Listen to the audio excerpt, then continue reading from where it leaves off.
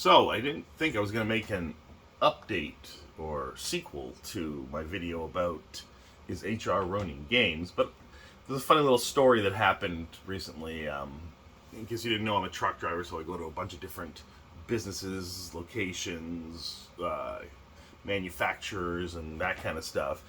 And this one place that I went to after I had backed in, the person who was going to help unload was talking about how there's a new protocol that they have to follow, and that's why he was slow at doing something. And I said, that sounds like you're getting a new VP of HR. And he's like, oh, no. We just, we were an independent company, and we were purchased years ago, and we still work independently. We just got, this one thing that we got to do. And, this guy came in, and we watched a video about it, and this whole thing. And it's not that big a deal. I'm like, no, that sounds like that's the guy that's trying to become the VP of HR.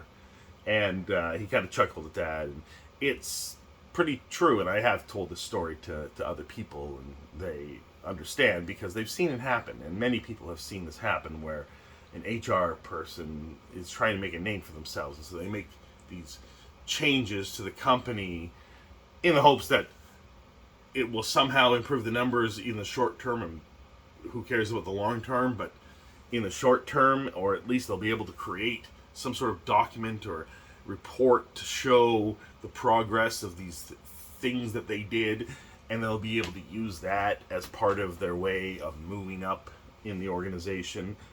And then with this particular situation, if this guy is making these changes and maybe even eventually eroding the independence of this company from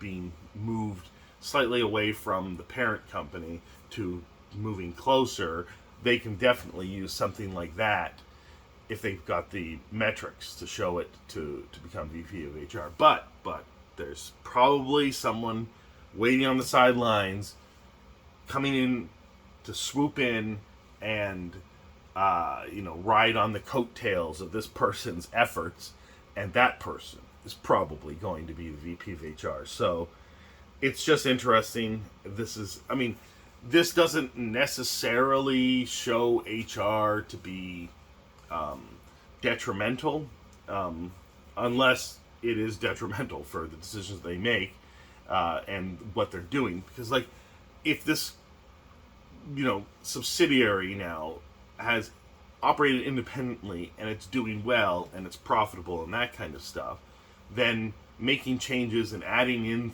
protocols that are unnecessary because they were operating fine before can slow down productivity, and also sometimes it can remove people that are highly productive people or highly knowledgeable people who are very connected to the customer base, and then sales can be reduced because of that.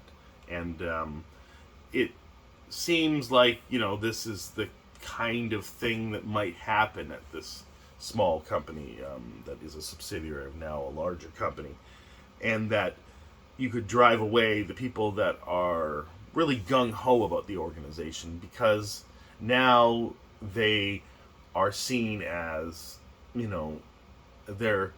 the way they go about doing things is seen as suboptimal by someone who isn't even there, and then they're kind of forced to change the way they go about doing things, and they see it as annoying, or they see it as